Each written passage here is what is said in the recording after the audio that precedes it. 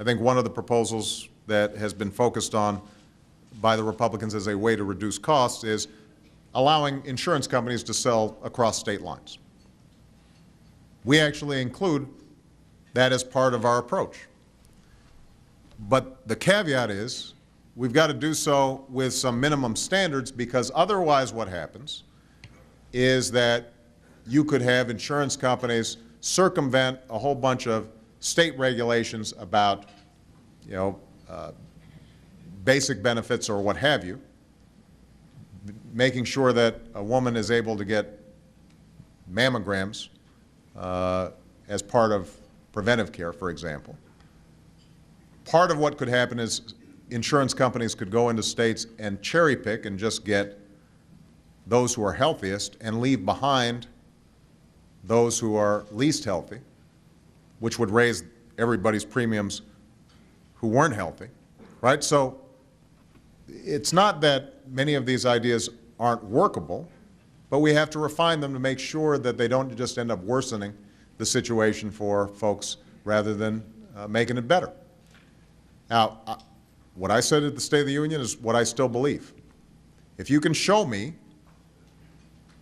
and if I get confirmation from healthcare experts, people who know the system and how it works, including doctors and nurses, ways of reducing people's premiums, covering those who do not have insurance, making it more affordable for small businesses, having insurance reforms that ensure people have insurance even when they've got pre-existing conditions, that their coverage is not dropped just because they're sick, that young people right out of college or as they're entering into the workforce can still get health insurance. If those component parts are things that you care about and want to do, I'm game. And I've got I've got a lot of these ideas. The last thing I will say, though, let me say this about healthcare and the healthcare debate, because I think it also bears on a whole lot of other issues. If you look at the package that we've presented, and there's some stray cats and dogs that got in there that we were eliminating. We were in the process of eliminating. For example, we said from the start that it was going to be important for us to be consistent in saying to people, if you can have if you want to keep the health insurance you got, you can keep it. That you're not going to have anybody getting in between you and your doctor in your decision making. And I think that some of the provisions that got snuck in might have violated that pledge. And so we're in the process of scrubbing this and making sure that it's tight.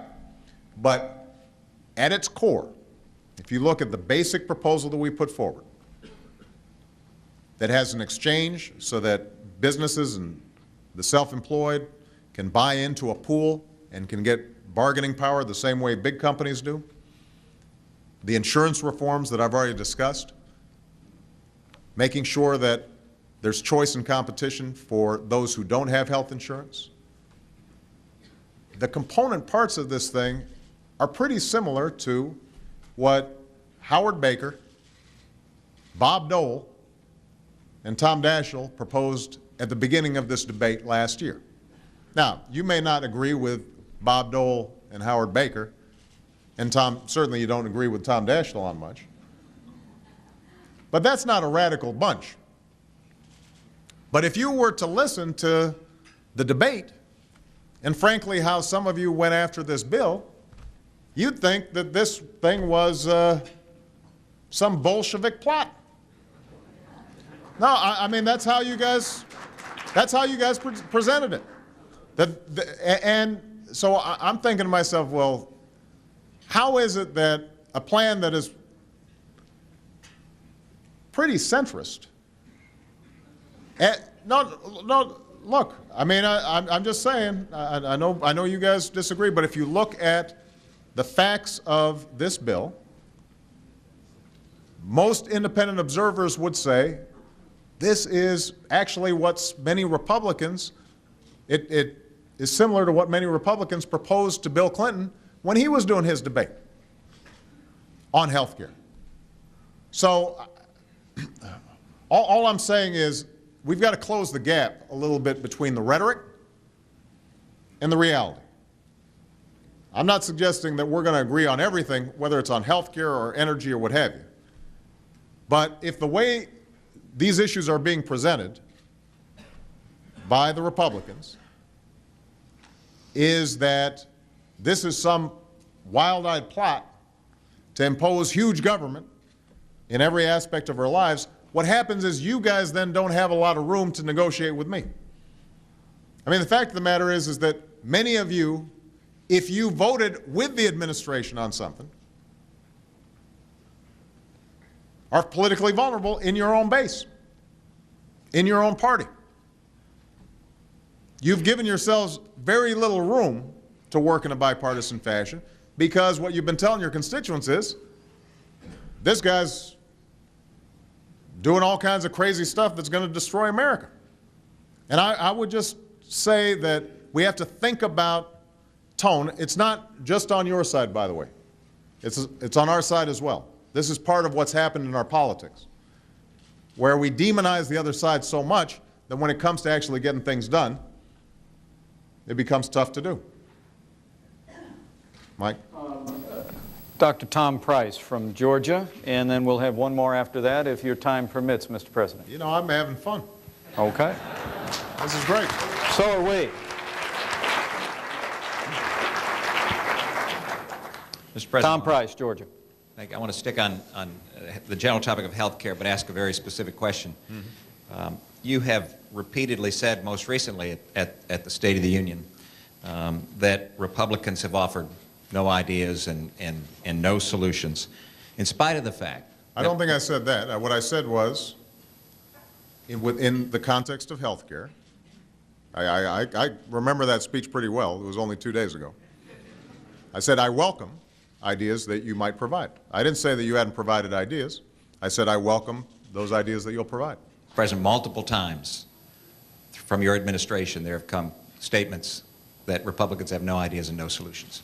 In spite of the fact that we've offered, as demonstrated today, positive solutions to all of the challenges we face, including energy and the economy and health care. Specifically in the area of health care, this bill, H.R. 3400, that has more co-sponsors than any health care bill in the House, is a bill that would provide health coverage for all Americans, would correct the significant insurance challenges of portability and pre-existing, would solve the lawsuit abuse issue, which isn't addressed significantly in the other proposals that went through the House and the Senate, would write into law that medical decisions are made between patients and families and doctors, and does all of that without raising taxes by a penny.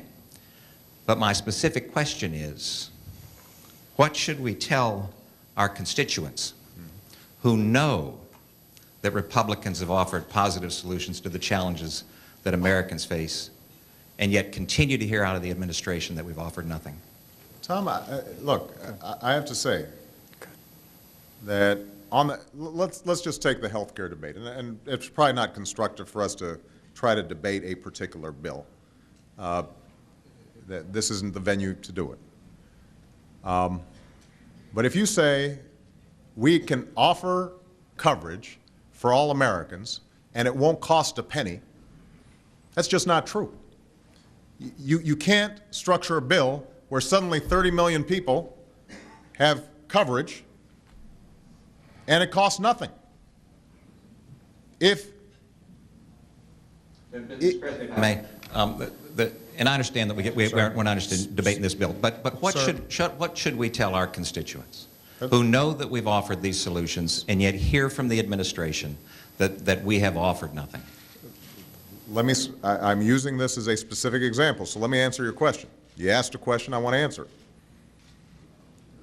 It's not enough if you say, for example, that we've offered a health care plan, and I look up, this is just under the section that you've just provided me, or the book that you've just provided me. Summary of GOP healthcare reform bill. The GOP plan will lower healthcare premiums for American families and small businesses, addressing America's #1 priority for health reform. I mean, that's an idea that we all embrace. But specifically, it's got to work. I mean, there's got to be a mechanism in these plans that I can go to an independent healthcare expert and say, is this something that will actually work? Or is it boilerplate? You know, if I'm told, for example, that the solution to dealing with healthcare costs is tort reform, something that I've said I am willing to work with you on,